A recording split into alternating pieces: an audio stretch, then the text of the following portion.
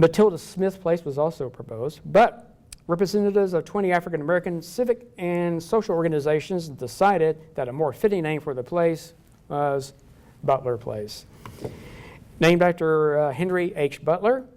Henry H. Butler was a well-known educator here in Fort Worth. He was a slave from Virginia, fought in the Civil War in the Union side, on the Union side. And after the war, he moved to Fort Worth, where he started teaching at Allen Chapel. In fact, Butler is recognized as actually one of the first African-American teachers in Fort Worth, and later became assistant to Isaiah M. Terrell. He passed away in 1939.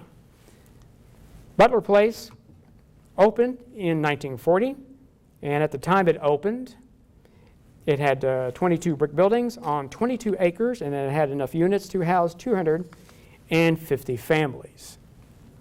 How much does it cost to rent a unit at one of these two complexes? Well, at Ripley Arnold, the rent ranged from $12.40 a month to $13.05 a month. That's pretty cheap. At Butler Project, the rent ranged from $10.65 a month to $11.30 a month. Now comes the process of selecting tenants who will live in Ripley and Butler.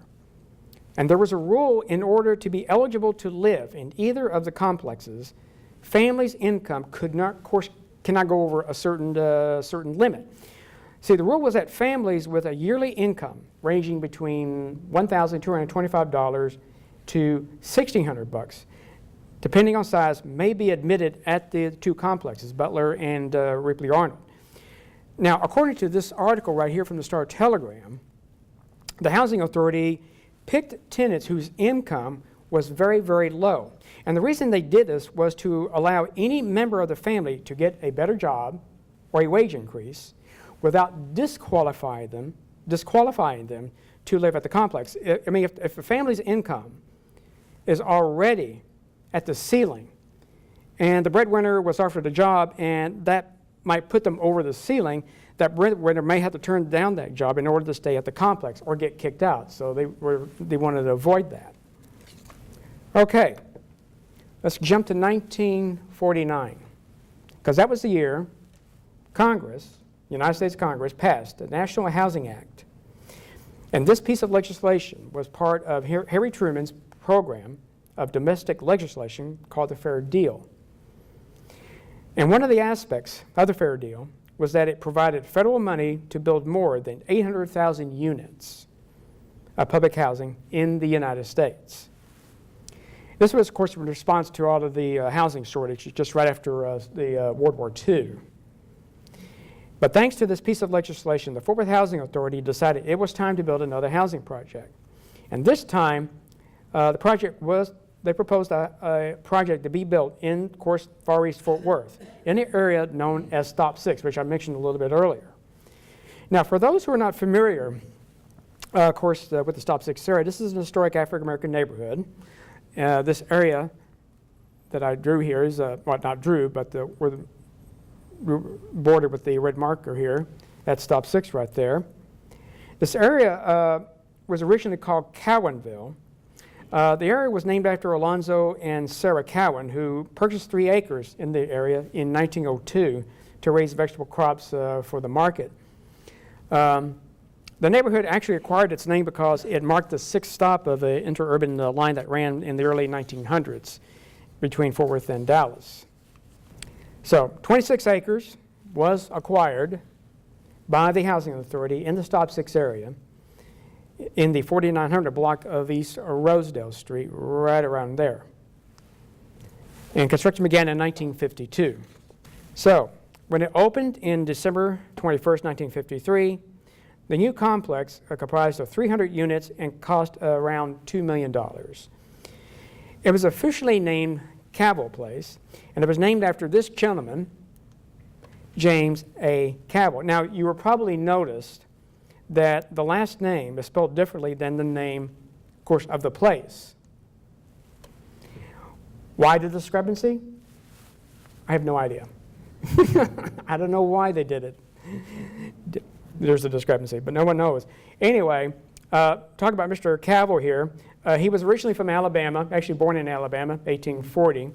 Came to Fort Worth in 1854. Fought in the Civil War in the Confederate side, interesting enough. After the war, he was instrumental in organizing the first black school in Tarrant County in 1872. He's also credited with organizing schools in Mosier Valley, which is in far east Tarrant County, Mansfield, and White Settlement. He passed away in 1913. And by the way, and this is just trivia here, the very first resident of Cavile Place, I was able to find out, was this gentleman here. This is Richard Carruthers. And back then, when Cavile Place opened, Mr. Carruthers, he was a church sexton at Trinity Episcopal Church, which is in South Fort Worth. And at the time that when Cavile opened, he had a wife, and he also had 5 children. And before moving into Cavile, Mr. Carruthers and his family lived in some pretty appalling conditions. The house they lived in actually lacked electricity and also lacked plumbing. So he was a prime candidate for the new Cavile Place when it opened. What kind of people were moving into the projects? Who was moving into Ripley, Arnold, Butler, and Cavell? Well, the Housing Authority, in their annual reports, like this one, this is 1948 annual report, like to highlight stories of individuals and families who managed to get out of squalid conditions and move into the public housing project. The Housing Authority, of course, published these stories in the reports in order to sort of, I guess, kind of justify their existence. I'm going to talk about some of these here. Here's a case history. This is from the 1948 report. Here we have a widow with 3 daughters who were admitted to the, of course, Colored Housing Project. That's in reference to Butler. She was the sole wage earner. She had an annual income of $1,158 for work as a maid. The family moved from a shack located on the east side. The roof leaked badly, floors were in a sad state of repair, and the porch was in imminent danger of collapse. Water for family use was obtained from a hydrant in the yard. They shared an outside toilet with families living in 7 adjacent shacks. No bath facilities of any sort and no kitchen sink. And of course, wood served for cooking and heating. Here's another case history right here. This is from the 1960 annual report. This person here, she had an annual income of $960 and was living in a 2-bedroom apartment made out of old streetcar on the east side of town. She shared a toilet and a shower with 12 other people and had no hot water.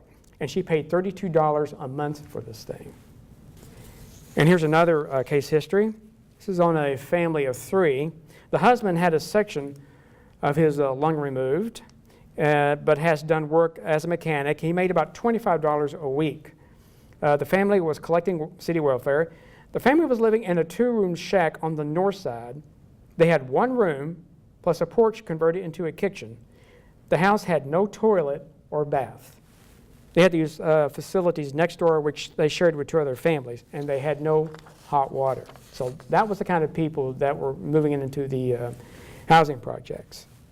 Okay, shift gears here a little bit. The Fort Worth Housing Authority, of course, went beyond the obligation of providing housing for low-income people, because during World War II, 1,200 people were working at the Consolidated Aircraft Plant, which was located just west of Fort Worth.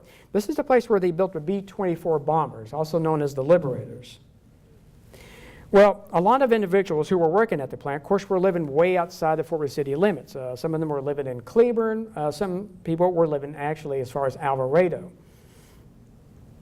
So a lot of these workers had to drive a long way to work at the plant. So it was decided that these workers and their families needed some place to live that was, of course, close to the plant. So the result was a couple of facilities. One was called Liberator Village, and the other one was called Victory Apartments. Both of them were built in 1943, right in the middle of World War II. And even though the federal government provided the housing facilities, it was the responsibility of the Fort Worth Housing Authority actually to manage these units. The Liberator Village was actually located on the east side and west side of Cherry Lane in the White Settlement area. The west side of the complex was called the Whites because the apartments were built with asbestos siding, and the east side was called the Bricks because they were built with red tiles. The one-bedroom units would rent for $34 a month. The two-bedroom units would rent for $38 a month. The community had about 1,500 apartment units and housed about 6,000 workers. Liberator Village actually would go on to become actually a pretty good-sized community. On top of the apartment units, it also had stores, and services by every description. Of course, it had a meat market, had a laundry, had a tailor, beauty shop, post office, bank, you name it. So it's almost really its own city. Victory Apartments was located actually just south of the consolidated plant. It consisted of 490 units and 15 two-story frame buildings. Rent at Victory Apartments was $25 a month for a one-room unit and $30 a month for a two-room unit. This is an old Star Telegram article showing that one of the first occupants of Victory Apartments. Now, by 1953, the need for public housing for plant workers had pretty much evaporated. The federal government actually sold the units on the west side of Cherry Lane. Now, I don't know who they sold them to, but the east side units were actually sold to the city of White Settlement. The Victory Apartments were also sold by the federal government. Now, for those who are curious, there's actually one building that remains from the old Liberator Village, and this building right over here. And if you're curious, it's on 7823 Wyatt Drive in White Settlement, and it houses the White Settlement bomber news. So that's the only one left. Now, after the war, housing, of course, was still an issue. This time it involved veterans returning from the war. Fort Worth actually became the first city in the United States to create a housing complex to meet the needs of returning veterans.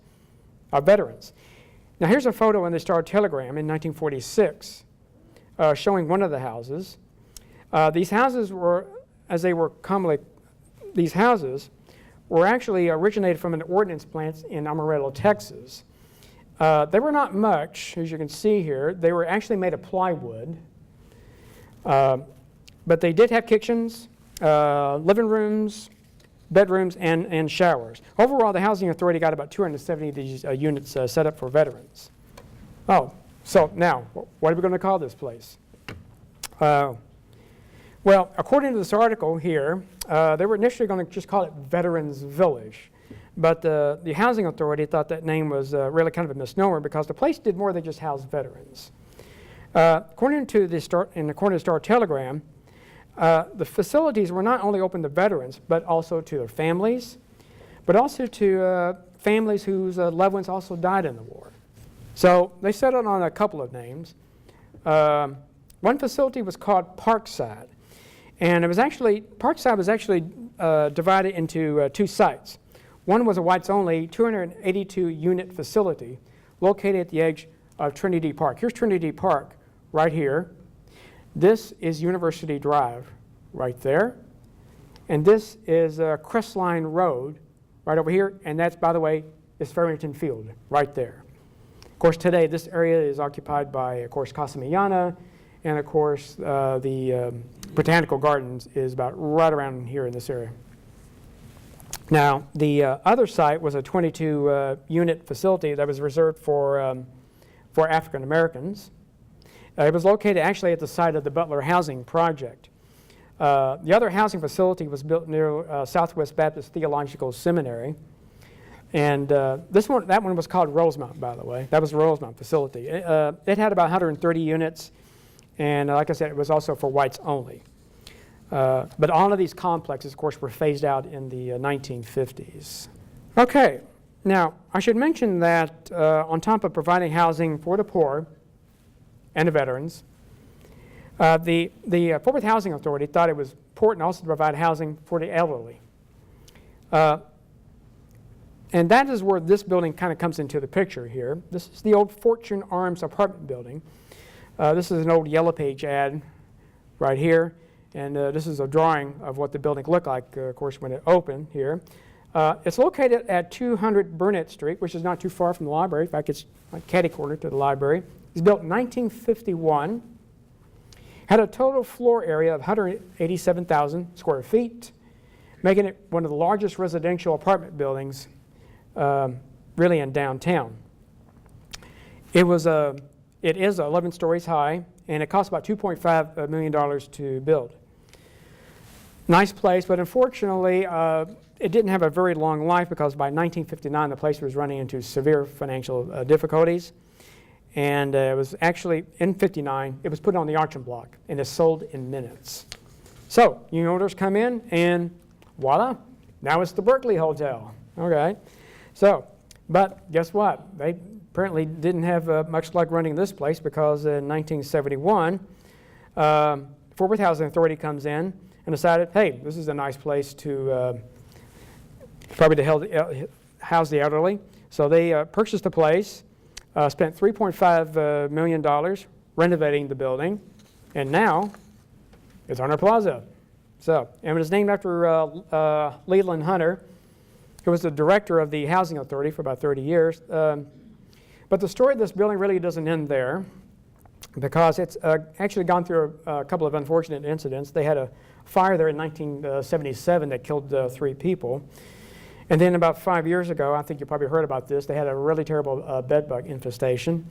And of course, they had to move everybody out of the building and had to seal the building and had to fumigate it. So, but there's a happy ending for the building because right now it's going through a $29 million renovation. And when it opens next year, it will be a mixture of public housing and regular rental units. So, okay, shift gears just a little bit.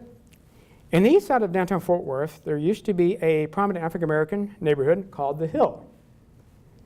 This neighborhood comprised of course, houses built from the turn of the century through the 1920s. And this is a neighborhood where a lot of the residents there were maids, they were the cooks, they were working as caddies, working as chauffeurs. But also a neighborhood that was also served by, of course, 3 historic churches there. Like Allen Chapel, for example, Boarding Chapel Methodist, and of course St. James Baptist.